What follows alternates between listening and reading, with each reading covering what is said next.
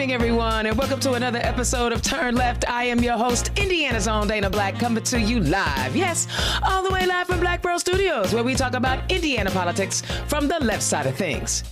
Well, I could start off all negative and whatnot, and I could be all in my feelings, but did y'all see the week that I had last week? It was a thrill of a lifetime to be at the CBC conference, to be able to meet the people that I read about and study about and have learned about, and all the things that they are doing for Americans all over the country.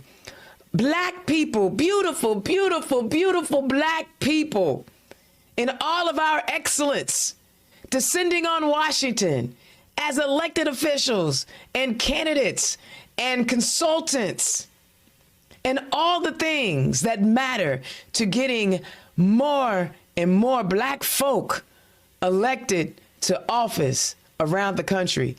I mean, some of the spaces that I got to be in, first of all, I got to give a shout out to my CEO at Act Blue, Regina Wallace Jones. Had I not been staffing her, I would not have been able to be in the spaces that we were in.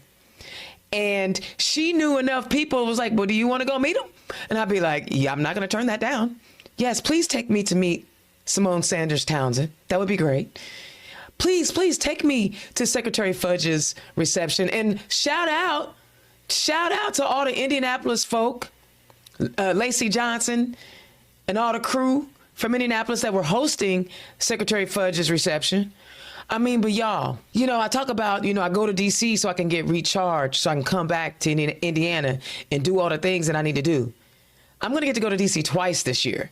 Once for Black people, next time for my rainbow people. Yes, I'll be in later on this year for victory. But being in these spaces where people who are committed and have committed their lives to improving the lives of their fellow humanity has been awesome. History makers, I got to kick it with. History makers at all levels. Our party leader, got to meet Jamie Harrison and have like this amazing, amazing conversation with Jamie Harrison. I'm telling y'all, if you ever get a chance to go, whether you're a Black person or an ally, go, connect, kick it. Shout out to my congressman and everybody in his office for making sure that Indiana's on. When I got there, I knew where to go. I knew where to hang out. They made sure I had tickets to the hottest hip hop event. I mean, I'm still on a natural high. My feet have not touched the ground from my wonderful, wonderful first experience at the Congressional Black Caucus Convention. I hope everybody that hears my voice, whether you live in Indiana, Illinois, Mississippi, California, if you ever dreamed of, and you are a political junkie like me, and you see the work that these folks are doing around the country, that you get to be in those spaces and ask those questions and bend the ear of the people who are shaping democracy in America. I'm telling you, I tried to capture as many selfies as I could. Don't be mad. I mean, I'm a groupie. What can I say? I'm a groupie. I wanted all the selfies, but also I hope it inspires you. Right? If you can see that the loudest, gayest, blackest Democrat from Indiana can be rubbing elbows with the most powerful and influential people around our country, then you can do it too. Everybody has an opportunity to do what they do the way they do it. And that's all I want to do, is just hang out and just share with y'all, like, so that y'all are inspired to do what you love. Inspire you to be in the spaces that you want to be in. And do you know how I got there? I literally sent a Slack to my CEO and I was like, yo, I know you want a fun-loving, somewhat talkative and loud, maybe slightly obnoxious associate to come hang out with you. And she said, yeah. I knew all she could say was no, but I advocated for myself. Because this was something that I wanted to do. And she said, yeah. And it turned out to be one of the most amazing, life-changing experiences of my entire life. And I hope that each and every one of you has the opportunity to experience what brings you ultimate joy as well. So yeah, I'm sharing a little pics. I sure am. Because I'm proud of the time I got to spend with these people. And I just want to share it with y'all. I was super stoked and had an amazing time. But time to get back down to business. The Indiana Capitol Chronicle reports, when the U.S. Senate last week voted to confirm the nation's newest, highest-ranking military officer, Senator Mike Braun of Indiana wasn't among Air Force General Charles Q. Brown Jr.'s supporters. Instead, he was one of 11 votes against, at odds with Indiana State Senior Senator Todd Young and most of the rest of the chamber. As chairman of the Joint Chief of Staffs, a body composed of U.S.'s most senior military leaders, Brown will be the president's principal military advisor. He replaces Army General Mark Milley. Braun said he disagreed with Brown's policy priorities. He said we have to prioritize effectiveness over ideology in our military. Brown, a career fighter pilot, joined the Air Force. Brown joined the Air Force in 1984. He's been in the military since 1984, but because this guy, this Air Force guy, is awake and alive and thinking, Senator Braun doesn't want him. The reason why I even tell this story today is because Senator Braun is running to be governor of Indiana. So if he doesn't want woke ideology in the military, you know he's not going to want woke ideology in Indiana. Now, where have we seen this before? Huh? Florida. We've seen this. This is Mike Braun, y'all. This is the guy that wants to lead our state. He wants y'all to have y'all's head in the sand. He don't want you to be awake because he's anti-woke. So the opposite of woke is sleep. Trust me, he's going to come after the imaginary CRT. He's going to try to erase LGBTQ plus folk, black history, and all the other things. He's telling you that by his votes. He's displaying who he is by his votes. And that's how he's going to run Indiana. I don't know about you, but I'm a little worried. I'm worried that he could be our next governor. Because he doesn't believe that every citizen has a right to exist and every view has a right to exist. Only his views, only his ideology. Now, mind you, you got another clown in Tuberville holding up all the votes, stunting military's readiness because he doesn't believe that a woman should have a right to choose what happens to her body. He doesn't believe in body autonomy. So they were doing one-off votes, one at a time. And this guy is saying, well, I don't believe in his policy, so I don't want him to be the Joint Chief. Doesn't matter that he's been in the military since 1984.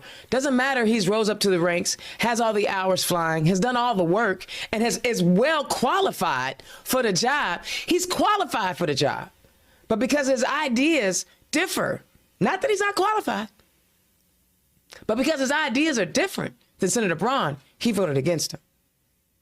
Remember that, y'all, when you vote next year and you start hearing these clowns talk about what's important in Indiana. And it's now, we only 2 weeks away from early voting. I think it'll be time for me to start going in on one Jefferson Shreve.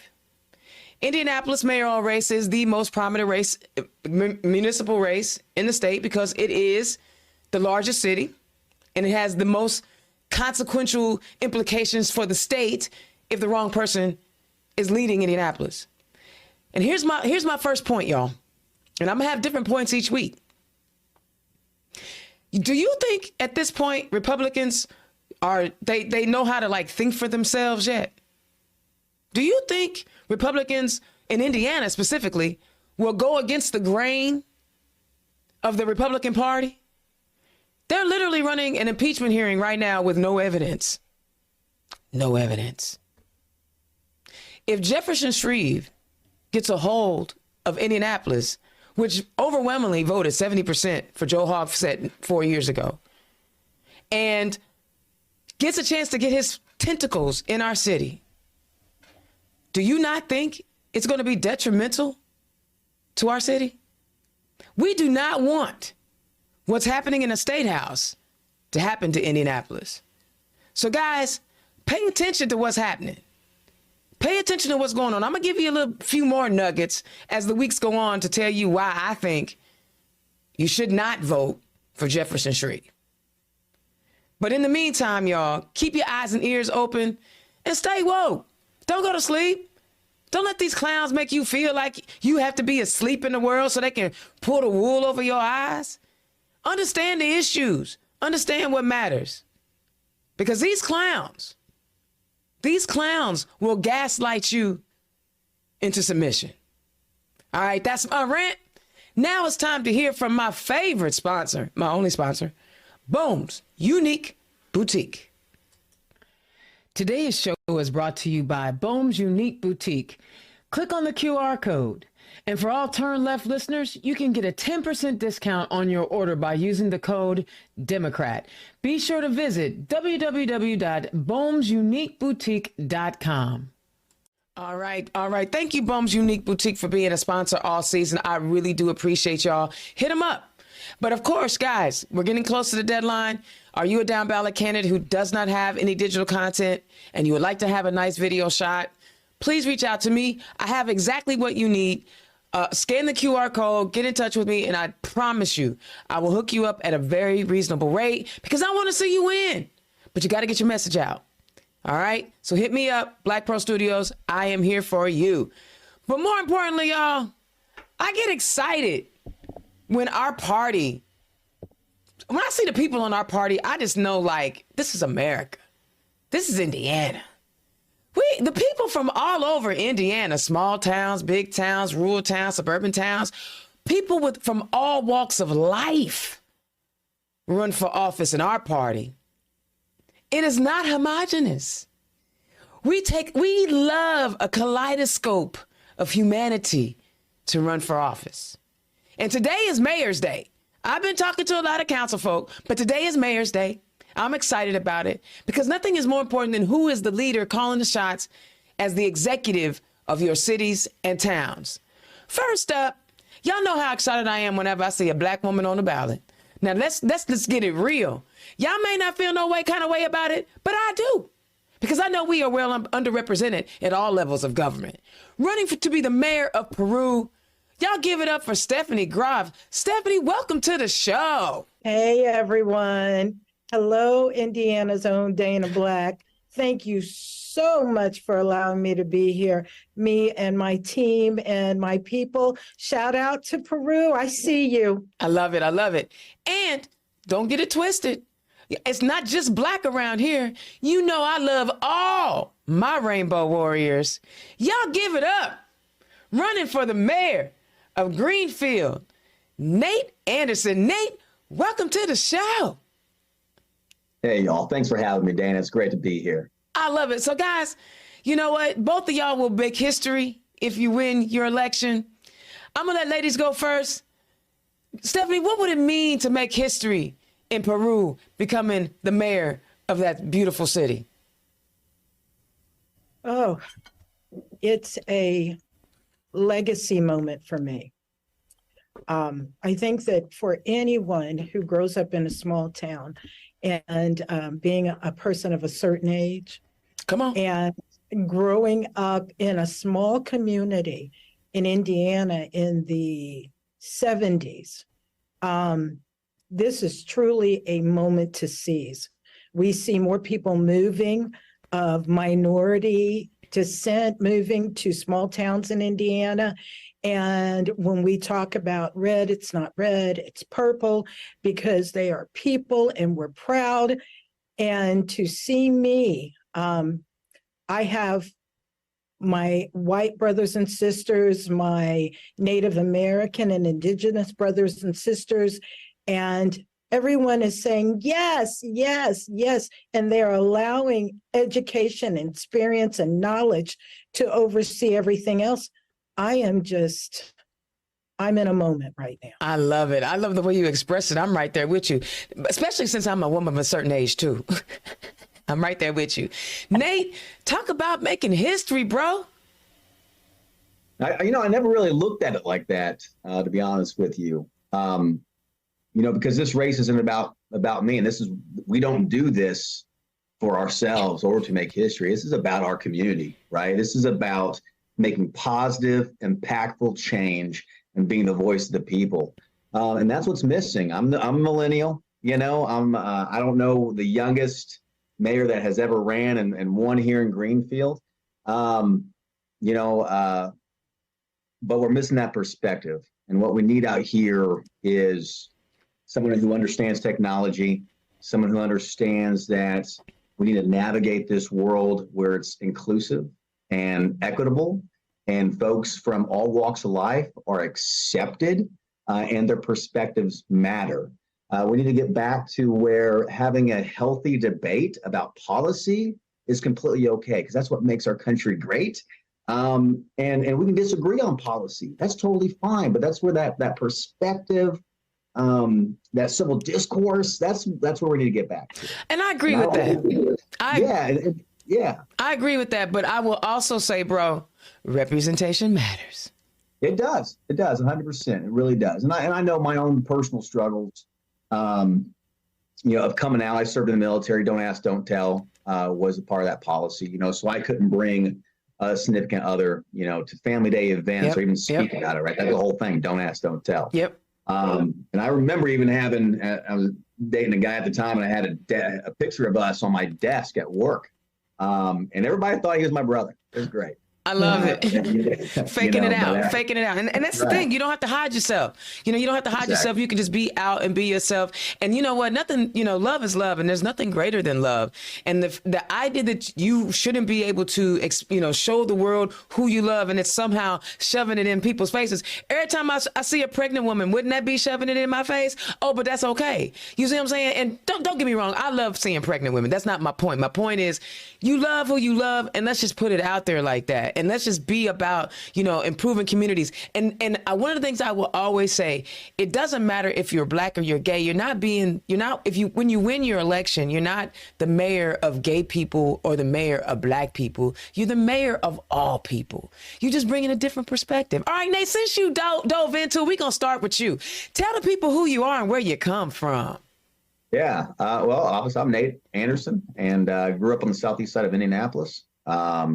My background heavy is in military. I've been in the military for almost 18 years now, almost 10 of which have been active duty. I'm a combat vet deployed overseas to Iraq. I spent time in Gitmo and kind of little bits of missions across the United States. Still serve in the Guard. I'm a police officer. I work for a school district as a school resource officer now. Wow. And, at one point I worked out at the Hoosier Youth Challenge Academy. And I don't know if, some folks know about it, some folks don't, but it's a quasi-military academy for at-risk youth, these kids who are high school age, who the traditional school system just doesn't work for them. And they can come out to the Hoosier Challenge Academy and get some discipline, structure, and go to school while learning a trade or doing credit recovery, getting college credits. Is a real cool program. But my passion was kind of mixed with law enforcement and working with kids. And so that's how I came to working full time as a school resource officer. Okay. So I love that school and being school resource, working as being a school resource officer. I have lots of questions because, come on. We are living in an incredibly violent space right now where, especially in Indiana, you don't even have to have a permit to just go pick up a gun. Yeah. And one of the things that's happening this year that's taking effect is that school systems can now arm teachers. Tell me how you, I worry about it because one, teachers are already overworked and overburdened and underpaid. And now we've asked them to take on one more role, and that's be security guard as well. As someone who's in these places as a resource officer, talk about what you see and whether or not this is actually because you may have a different perspective than me. Is it a good thing, or what would you rather see? What would you rather offer up as an alternative to arming teachers? Sure. There's several factors that are bleeding into that has even made that an option. And I think we need to recognize that off the top. So having this carry permits being basically abolished, now it's a constitutional carry in the state of Indiana, we've seen an incredible uptick in gun violence. We've seen an uptick in juvenile arrests involving possession of firearms. I dealt with an incident today that was connected to a situation from over the summer that was juveniles with firearms. And so that's a problem because you can't purchase a firearm in Indiana, a pistol, under the age of 21. However, you can possess a pistol at 18 years old. It can be gifted to you. So that's worrisome because that population is obviously also in our schools. Now, I'm not against firearms. What I would like is some education, no difference from hunter education, right? Why do we have hunter's education? Well, it's hunter ed is designed because what we used to get taught from our relatives when we go out and hunt, weapon awareness, muzzle awareness, gun safety, all that stuff. It's just not being taught anymore like we used to. So there needs to be an education piece, and there needs to be a little bit of accountability and whatnot. And that's one of the reasons I want to start a Citizens Academy out here in Greenfield, where people can come. We're going to call it, responsible gun ownership class. About free gun locks. I want them to understand the laws and liabilities, where you can carry, where you can't carry. What does it look like to actually safely store your weapon? Because a lot of guns are being stolen out of cars, being left unattended. Locking those up in the glove box is an easy solution. Locking them up in the trunk is an easy solution as well. But also I want to talk about those folks who are having mental crisis and suicide prevention, having those type of educational points made during that point of instruction. Now, the arming the teachers, these are educators, and our police department. We've had this conversation between my peers, and we just don't agree with it. When folks are stressed, they lose their dexterity. A lot of things happen. Their fight or flight kicks in. A lot of natural biological things are taking place. As police officers, we go to training every year, and we consistently build upon our training, and those stress factors are tested. And we consistently have a significant amount more training than what is required of those educators that are chosen to go through a qualification course. And it could be very dangerous, very, very dangerous. Also, it's hard as a first responder if I'm going in to a scene, a critical incident. And if you can just imagine horror, because that's what it is, because you're going to a school where kids are possibly being murdered. If I see an adult or someone with a gun that's not wearing a uniform, I'm going to shoot them. I hadn't even thought of it like that. Right. So it is, because we're not saying drive, freeze, police. We're not drop the gun. No, you've already created and have an act of violence where you're actively hurting people, killing people. We're not saying drop the gun. It's because we're way past. We are way past that. So we call it blue on blue. And there's actually a lot of studies out there, even officers in fully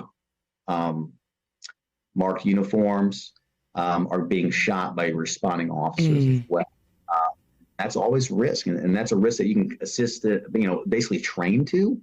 But man, it is scary stuff to arm those educators and give them very minimal amount of training. And of course, you have the blue on blue. There's so many other factors that tie into that. Yeah. That was probably the most thorough answer that I've actually gotten. And I believe it's because you're a resource officer and the way that you process and your military experience, your police experience. No one's ever mentioned, I've never heard anyone say it, that as police officers, you see an adult with a gun in a school, you're going to shoot first, ask questions later. Like nobody's ever said that. And so basically what you're saying is not only would arming teachers could potentially be harmful to children, it could literally be harmful to the teacher. Oh, absolutely. Yeah. The officers, I've done training events that has covered this blue on blue stuff like that I was talking about, where officers in the heat of the moment, they're engaging in a critical incident, accidentally, unintentionally shoot another officer, and it's because they see a gun, and it's a part of this human biological process that's taking place. And again, you can reduce that through many hours of intense training. But that's not what our teachers are getting. Are not going to get that. No, they're not going to get it because you're looking at factors like what's their contract say, because they're part of the they're part of their union, right? So I know that with our school district, 9 o'clock at the elementary schools, that's when teachers will open the door because that's when their time starts. That's what their contract says, right? Right at the end of the day, they're closing their doors. That's it. All right. Contract says I'm done for the day. See you. Bye. And so you have those factors too. Like when you bring these folks in, how do you compensate them? What does that piece look like? It is just best to have your school, your school, there's grants out there that are matching grants where you can hire a police officer and get them certified, tier 1 certification. That means they go through the ELEA program, Law Enforcement Academy. They get fully qualified, fully trained, and then they're mandated to have at least a minimum of 24 hours of additional training to include firearm training every year.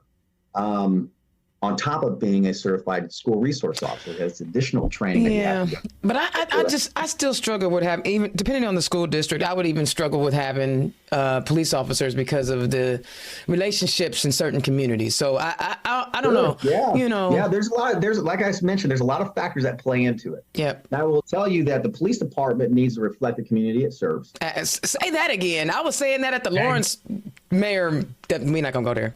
I'm not gonna go there. Yeah, I hear you. Yeah, so it does, because you need to hire from that demographic because, I don't know what it's like to be Hispanic. I don't know what it's like to, even though I'm married, proudly married to a Mexican immigrant, my husband, Marco.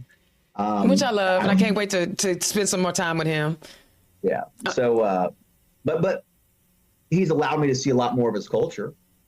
I still am missing quite a bit of it. Does that make sense? Yeah. Well, yeah, because unless you walk in those shoes, you can read about it, empathize, and understand, but you still really, really just don't know.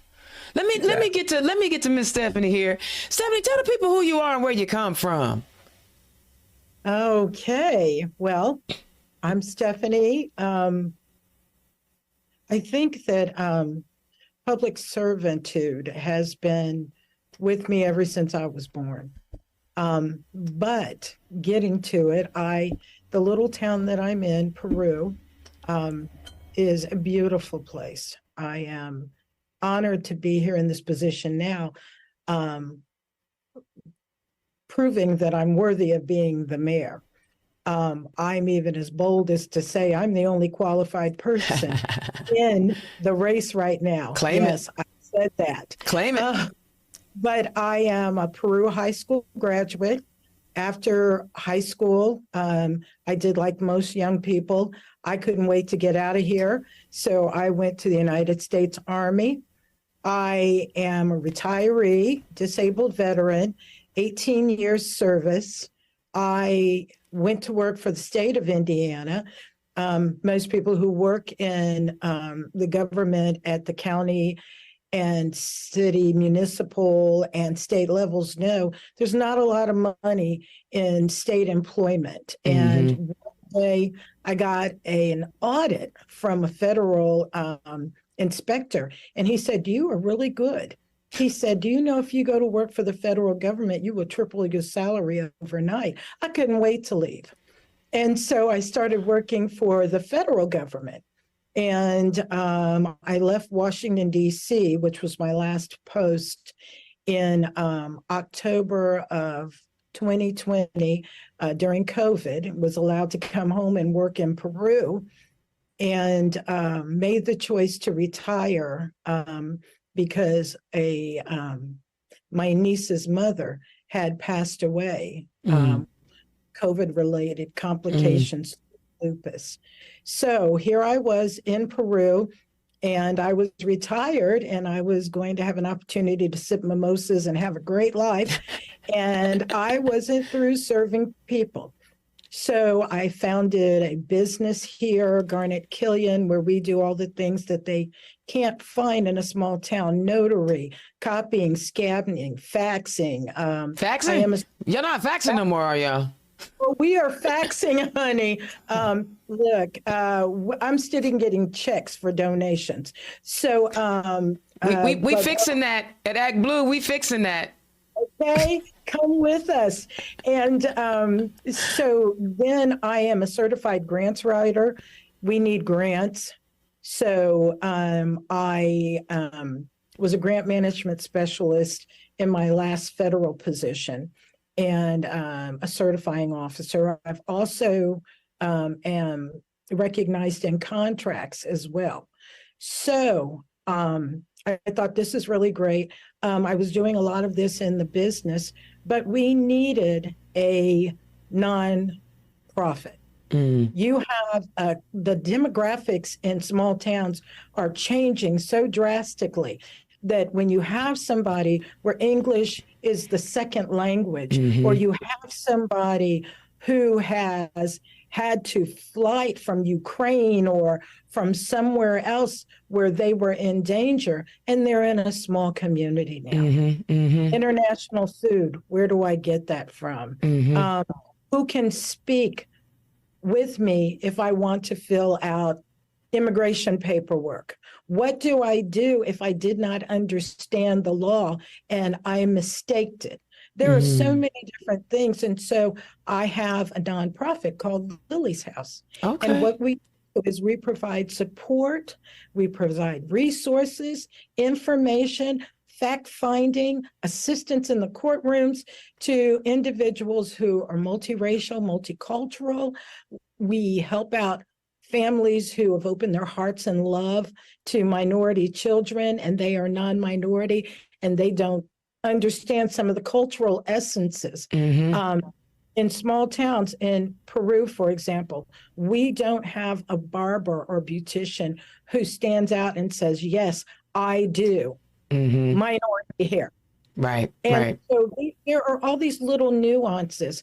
And so we found a niche with the nonprofit that was very important. So it's very satisfying to me. But I also went to every city council meeting from the time I moved home. And as I was going to the city council meetings, I'm a union. I've been a union person representing people moving up through the national level for the last 20 years. And when I hear, well, that's the way we've always done it, it went right up my spine. And I noticed that Robert's Rules of Order are lost, position descriptions, job descriptions, nepotism is high in a small town. And just recently, we had a very extreme issue in a small town. When you say we found $750,000, that's a lot of money. My question, and the reason why I'm running for mayor, is I need to understand how it was even lost. So I am seasoned, well-trained, and I'm not a politician. Wait, hold it. I gotta stop you. I usually stop people when they say that, because I'm gonna tell you something. Would you go to a dentist who says that they're not a dentist? I need my politicians to claim it. Claim it. You may not have been elected before, but you are definitely a politician. All right, I'm done. Go back to your story. God love you. Yes, Dana. I don't see myself as a politician in what we would think of as what we see in Washington, D.C. right now. There you go. Now, John Lewis, I claim that. It would be an honor to be in the same levels as John. It would be an honor to be in the same levels as Senator Ben Cardin or Senator Chris Van Hollen. These are people who I worked with in Washington, D.C., and I have the utmost respect for them. But in a small town where government and politics is ground level, it's grassroots, I wear cowboy boots every day. Me too. Not every day, but I got 7 pair. And when you're at that level, then people need to know that you can serve them. Yeah. And I can't serve you without feeling it's disrespectful to me. Because when I was a child here, I don't feel like I was served in the same way. I felt there was a disparate treatment. And unfortunately, since our president prior to our current president, there has been a problem and a disconnect with disparate treatment again. But we're better than that. we're not going to let that define and determine who we are. I love it. Both of you have a solid military background, and thank you for your service, because I'm a chicken. I was never going to do it. Like, you had me at crawling through the mud. What? No, I'm done. And so I thank y'all for doing what I sure as heck couldn't do. But what about your military training do you think prepares you to be in the executive level? And I don't care whoever wants to start first. I mean, there's got to be something there. Talk about it. I tell you, Nate, go for it. Okay, y'all. You're gonna. Well, thank you, Nate, and thank you for your service. I would tell you, it was standing in fear. It was standing in the face of fear. I was the only girl in my family, in my immediate family. And so I was spoiled. And in basic training, no one had ever talked to me like that before in my natural life. And I was ready to go. Man home. I didn't have to be there. And so I learned to find who I was within me. And that's what the military did. It told me, you are not second rate. You are not a second class citizen. You are strong. You are the brightest of the bright, the best of the best. Isn't that what they tell us, Nate? And I came out a hero and a champion, and I wasn't the person that I was indoctrinated to be growing up. I was a fighting warrior, and I could fight for everybody. And that's what the Army teaches you. It teaches you discipline. It taught me that I was only challenged by what I felt within my heart and my spirit that I could do. And once I knew that it was all within me, oh, that was it. Sky was the limit. Sky was the limit. Nate? Yeah, I mean, there's a reason why they start you off with these obstacle courses, right? I mean, not only is it you're testing your inner self and your own capabilities, but it's also about team building. And regardless of where you're from, you are thrown into this melting pot of a basic training unit. And these folks, like they called them battle buddies back then. I can't remember what they call them now, warrior companions, or I don't know. But anyways, but it's different. It's different. But my guy was from the Bronx. He was my bunkmate. And so having that culture clash was beautiful in its sense. We had a guy from Italy that his dad served over in Italy. Met his mom over there and stuff, and went from there. So dogs are that's not all happy, right. Dogs are okay. They happen. So, yes, I would agree. Discipline, honor, the work ethic, the problem-solving skills that it forces upon you. So they give you doctrine. They say, hey, this is what we have to do. Right here, this is the doctrine. This is the standing operating procedure. But when this doesn't work, it is okay to throw it to the side and be creative. As long as you meet your objective, it doesn't matter how you get there.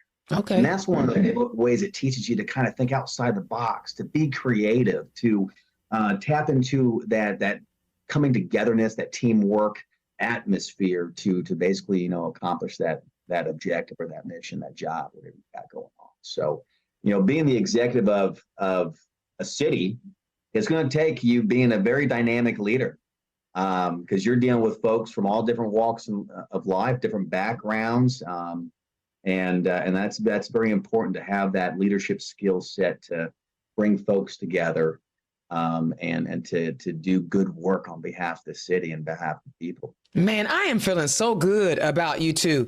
Guys, if you are liking what these wonderful candidates are talking about, I have included their ActBlue donate links. So consider donating to their campaigns. $5, $10, $15. Every little bit goes a long way. I mean, these are already solid leaders. You hear the commitment to community and service that these two are talking about. So please donate to Stephanie Graf for Mayor Peru and Nate Anderson, Mayor of Greenfield. Donate to their campaigns and help them out. All right, let's get into it. Let's get into your campaign. Nate, tell the people the 3 reasons that you highlight the most as to why you are running for mayor of Greenfield. Yeah. Okay. Look, I was not impressed. This is the city where Marco and I will eventually raise our kids. And as I looked at our political landscape, I just wasn't impressed. I knew we could do better. And trying to navigate even our website, the city's website is 20 years outdated. It's, based on 3 columns. You could tell that we're not necessarily embracing the technology we need to. And so that's like, well, looking around, I just was like, well, what's going on here? Mm-hmm. Who's actually running? I kind of took a look. I heard that our current mayor is retiring. I'm like, okay, well, it kind of helps even the playing field a little bit. There's no incumbent there. I looked at the other Republican primary candidates at the time. Again, wasn't necessarily impressed with their standings or lack of standings or lack of policies. So I was like, well, if I can't sit around and just keep on griping about things, with a cocktail, with my buddies around a table at its, establishment. It's time to stop talking about it. It's time to be about it. If not me, then who? That's it. And so it's just one of those things out of pure frustration and knowing that I do have the skill sets needed to lead the city. I definitely have the capability. Mm-hmm. I said, you know what? Let's pull the trigger on this. And so I was able to sit down with the chair out here in Hancock County. We had a good conversation. She even bought me coffee. I love it. And so we kind of got the ball rolling there. And here's what was really beautiful about this. And maybe at one moment I subconsciously I surrounded myself by just amazing people. But in 10 days I had a full camp. Wow. And I had people volunteered to do marketing, that volunteered to do the social medias, to help me out with that. My husband put together my website. And so it was purely amazing. And then now we have a slew of volunteers that help out. And my Marco and my mom, they're my biggest cheerleaders. I'm super blessed to have them and all the other volunteers. But it's because we believe in a better future. And it's not just here, but this is where we start. We start local. Yeah. Local is what impacts our day-to-day lives. It affects education, it affects our opportunities for the future. So, but what are the 3 issues? Like, there's always every campaign has like 3 issues. Hit them. 3. Yeah, usually most people have more. But we are fixing to grow by 14,000 folks. Okay. In the next. Okay. So we have incredible growth. When I was a kid, Indianapolis was booming, southeast side where I grew up. And I remember having to have school in some of these trailers, they call them learning pods, and the student-teacher ratio was just absolutely. And I kind of felt like I might have a learning disability or something. I felt dumb. I had very low self-esteem when it comes to my education. And it wasn't until me going to the military realizing I got this. And then I went to college and I was like, I totally have this. What happened? Well, it was the student-teacher ratio. I wasn't getting the help. So I foresee that happening here. And so one of the things I want to work with, make sure as we grow responsibly, but we have that partnership with the school, making sure that, our kiddos have the education they have and the school district have the resources and really build that positive relationship. So there's that.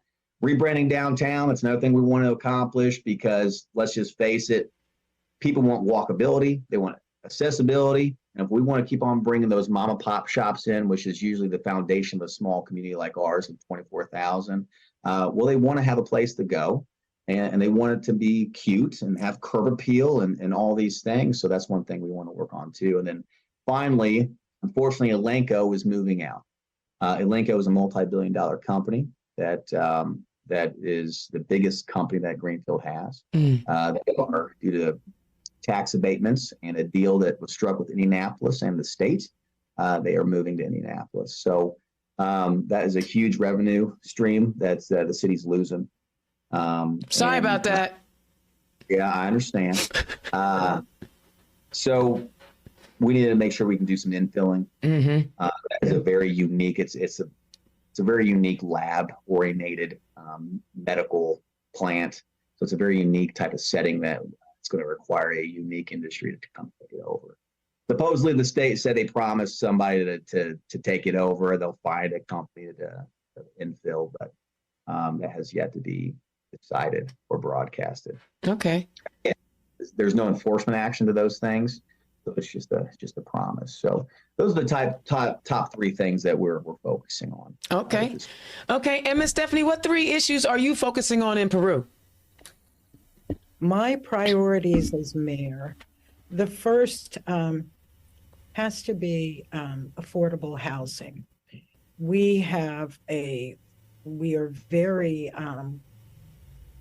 poor when it comes to housing here. Mm. That's going to be our first thing. We've got to figure out a way to make it that people can live here. We recently, the current administration supported the building of a number of apartments. We are a tier 3 community. We are very, we could do better with doing for our people, and a 2-bedroom apartment that rents for $1,300 or $1,400 is not cost effective. It's not even something we can actually look at in a community that has a livable wage that is much lower than that. The second thing is public safety. Public safety, we must increase our blue line here. We are short of police officers in small towns. The rate of pay is lower than some of your bigger cities. And if you're a new officer and you're looking at family and all the things that we hope to have in the American dream, we're not your first thought for longevity. And so what we have to do is we have to look at making it more advantageous for our law enforcement and fire department staff to feel that this is a good choice for them for the long term. And public safety also, there is a lot of international and foreign purchase of properties and buildings and small communities, land. And with that, we're seeing kind of like what we saw with China and Wisconsin, I believe it is, maybe Michigan as well. We're seeing that in Indiana, and we're seeing it here locally.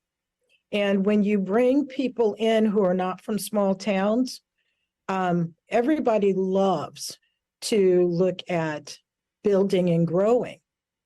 But when people move from one place to another, just like when I was stationed in Germany, I took my American values and my American ways of doing things when I went to Germany.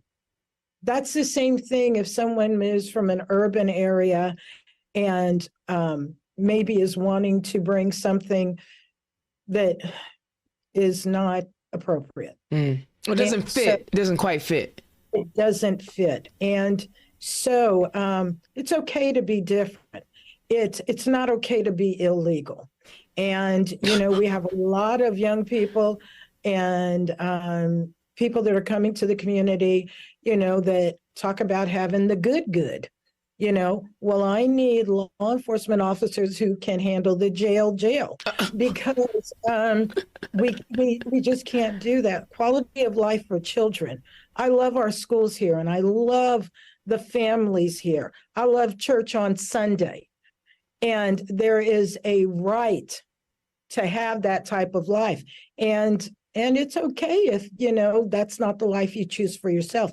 But we sit at 2 major highways, US 24 and US 31. And we are a pathway for a lot of things that I don't want to see in our community. So public safety. And finally, the last thing is jobs with a livable wage. In small towns, we do a lot to protect the small town employer. But I feel like for the last 30 years, looking at the communities that are around us, who have grown and they have elevated. We haven't. And what we have done is, I was involved in the $15 minimum in Washington, D.C.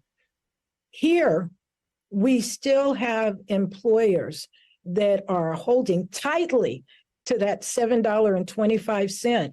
Wow. And they don't want any other employers to come in here.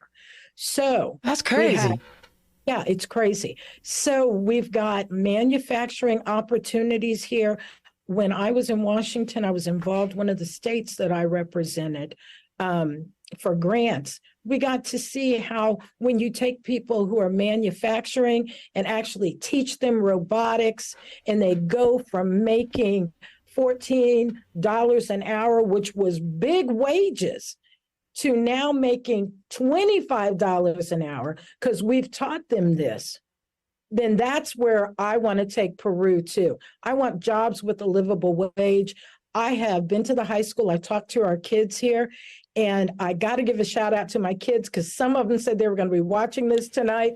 And I just want them to know, I heard you. I don't think you're lazy. I do think that you are not heard. One of the kids said that TV has been his babysitter since he was 8 years old. And when they feel like we are not talking to them, when we're not listening to them, they told me to tell you that the kids that you see tearing up stuff and breaking down the community is not all of them. Of course not. And they want a chance. And in my administration, I want to give them a chance. I think you guys are hitting on some really important things in your communities, and I want to come back to something that you both are talking about collectively in your towns, and that is livable wages and job opportunities. Nate, you talked about a major company leaving. So, I mean, Indianapolis is happening. I'm sorry and I really feel bad, but at the same time, I'm like, it's Indianapolis. But you're talking about bringing in those opportunities, and Stephanie, you're talking about retooling people for the next wave of things. Nate, you talked about technology and people understanding technology. How will you in your administration, because you can't do it all, right? But you can assign people to do things. You can delegate, right? How will you delegate to making sure that the right technology is getting into the right hands to retool your citizens for the next opportunities for those livable wage jobs that are coming down the street? I think you have to have a really good holistic approach to that. I mean, the person that's going to be in charge of this is going to be somebody who's young and understands or has that background, whether it's the educational background or the actual physical working background. There's so many employers that ding folks, for example, not having that education piece, and they kind of negate or overlook the work experience. But I have worked with so many soldiers and officers that have no college, but they have all this work experience. And they are incredibly intelligent. Mm-hmm. And so, we're going to have to put feelers out there, and we're going to have to bring the community in. And that's what I want. That's what I want to do, and see what the best practices is. Now, the beautiful thing about being in this position, and our population out here is about just shy of 25,000 folks, is that we don't have to recreate the wheel. Mm-mm. Right? Like, communities across this state and communities across this country are already killing it. And so reaching out to those folks and saying, hey, what's working? How do you all do that? And tailoring something that they've already kind of started to fit our demographics here, to fit our society here, is completely doable. We don't have to just be inventors 24/7 out here. I like that. Mayor Stephanie, I mean, I'm claiming it for you already. I'm sorry. It is. Let's go. Yeah. It is, and there's two black women named Stephanie running for mayor in the state of Indiana. Yes. So I'm feeling all that. Both of them gonna be mayors. Go right ahead. Yes. One of the things that just keeps sticking with me is I am proof positive that you don't have to have a 4-year degree. Okay. I'm proof positive. I went into the Army. I'm proud to be a veteran of the United States Army. But also, when I walk in and I talk to these kids and I tell them, I made 6 digits without a college education.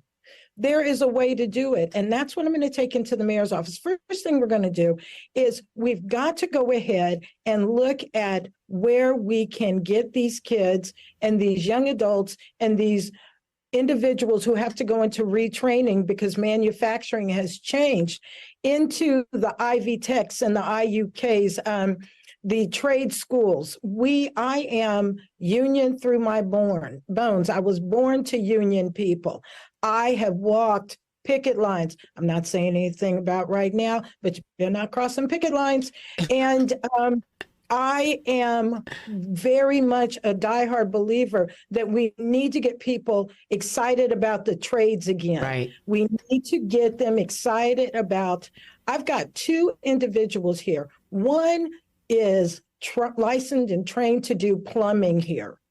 The other one does, what is that? Heating and air conditioning, HVAC. Yeah. He has nobody to leave his businesses to. Wow. Both of these gentlemen, show these young people, show these individuals that need to be retrained, give them an opportunity. I mean, we have so will you like put like an office in place, or will you have like somebody that's going to lead that program for you? Yes, there are 2 offices that I want to do. I would like to have someone who deals with workforce development. It's one thing to say you have an economic development advisory board, but if you don't have somebody who understands the needs and the transitions in your workforce development component, then your grants are very one-sided, and you're not getting everything you need in order to develop and elevate these people. The other person that I want to put in there is a minority and women's and small business advisor. We don't have one of those, and I don't think we understand where we are missing the mark with that. So we need somebody who can help small businesses. Small businesses shouldn't just keep people at $5 plus tips or $7.25. What they need to be saying is, right now, my people can only make $7.25. This is what I can pay them. Show me how in 5 years I can get those people up to where they deserve to be. Right, because they love their employees. They want to keep their employees. I love that. I love that vision. See, and that's what we want. We want people in those leadership roles that have that vision. And you both admitted it, and like you're like, I don't have to know everything. I just know I got to find the right people and put them in the right spots. And I just wanted to speak to that because, you know, we see what's happening, right? We see if we don't, we had the clown talking 4 years ago about what or whatever, 7, 8 years ago. I can save the jobs in Indianapolis. They won't close down. Well, the business is going to do what they're going to do. And they have every right to do it. I think our role in government and as government leaders are to, okay, now that the business left, how do we take care of the people? And one of the things that we got to do, regardless of the age of the individual, is retool them. And honestly, like, young people still have like their whole life ahead of them. I'm always worried about that 54-year-old, that 55-year-old that has to get retooled. So, because they still got another 10, 15 years of work. And, you know, ageism is real. Right. So, and as long as we have that vision, as technology changes, as industries change, I'm hoping that all people are asking mayors to be, how do we retool? What will you do to make sure people are ready for the next thing? Even if the carpet is ripped out from under them, what is your plan to make sure that people have what they need? And I appreciate both of you guys speaking to that. Man, can y'all believe our hour is up already? Like, it went by so fast, because I tell you what, the both of you are very, very interesting people, and you both have engaging energies that just suck people in. And I could have just shut up and listened to y'all both talk all night. So I want to thank you for spending time with us. But Nate, tell the people where they can find you.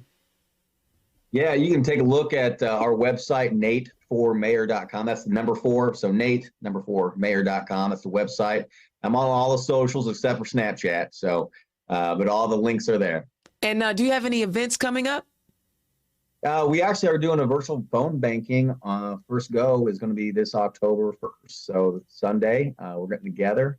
More details will follow on that. We're going to probably at the library to set that up. get a room back there. But yeah, that's it. And then of course we have the Riley Days are coming up. That's going to be the first full weekend of October. There's going to be a parade on Saturday, which is, what is that, the 6th? I think so, yeah. Yeah, so the 6th, the 6th, 7th, I'm sorry, 7th. Saturday. Yeah, so we have the Raleigh Days Festival, which is huge. It's a 4-day event right Huge. down here. Yeah, we shut down State Road 9 and 40, which is Main Street and State Street here in Greenfield. And it's a pretty cool time. So I love swing it. on by. We'll be at the booth every single day, talking to folks, and I hope you all can make it. You know, I have to be honest, like, I know everybody knows I live in Marion County, so that's home base, and it's going to always be number 1. And the folks down in Monroe County, they think they got number 2. And that's like because my girl lived there, so I'm going to let them think that. But when I ran for office, Hancock County showed up and showed out for me way back in 2016. And that's why whenever you see me in Hancock, it's because they said, Dana, can you? And I say, yeah, when you need me there. I love the work that you guys are doing over in Hancock County. You guys always have Indiana's own support. I probably won't be able to phone back with you because I got some digital content that I'm creating, but I'm so proud that you're running in one of my favorite counties. I love the people over in Hancock County, and go help him out, phone bank, y'all. All right, Miss Stephanie, tell the people where they can find you. Yes, Dana, I am October the 5th. I will be at the Peru High School auditorium at 6 o'clock. We will be doing a mayor's debate. Oh, I extend an invitation to you, Dana, if you're driving down 31 and you feel like stopping in. what is the date again? October the 5th. Dang it, I will not be here. I will be in St. Louis. Okay. I got to go for work. If the plans change, you're always welcome. I appreciate it. We will be having that evening. We've got some other things planned, but please go to my website, perumayor.com. Yes, I took the name. So perumayor.com. But I can't believe it was available. I couldn't either. I was like, well, we are going to take this. Honey. So, Just like when Indiana's Own was available, I was like, nobody's got indianasown.com. I'll just snatch that up. And we're on Facebook at Stephanie Graf for mayor. And the people in Peru, small town, they see where my office is. Stop in anytime and let's chat, because I am truly the people's mayor. I love it. Y'all guys, I'm telling y'all, my heart is full tonight talking to two of you. Two mayors running in small towns, but important towns where people need real leadership. And I'm going to give a shout out to Mayor Gabe. He's stepping down up in Peru. I met him through my partner, and I've been to Peru a couple of times, but just, you know, he has been so insightful in what it is to be Democrats in small towns for me, because, you know, I'm big town, right? Or, you know, I can go in with all the extra liberal stuff.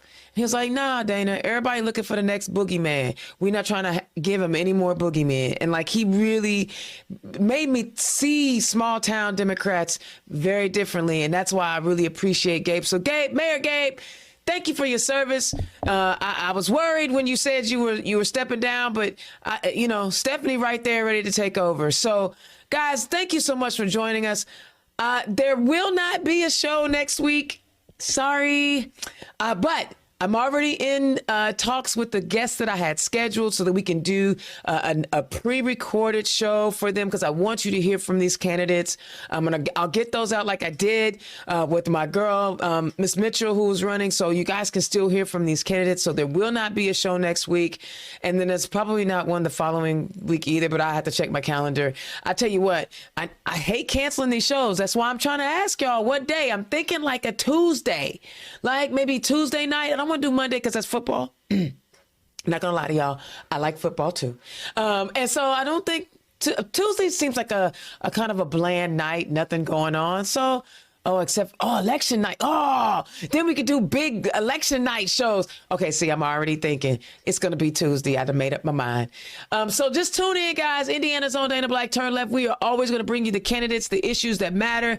Vote, support these candidates. Donate to Stephanie Graf and Nate Anderson so they can win these elections. They need to buy yard signs. They need to buy water for their volunteers. They got to pay for the phone bank links and all the things, right? Help these candidates out. $5 is all it takes. Click on their links. I will have them on the recording.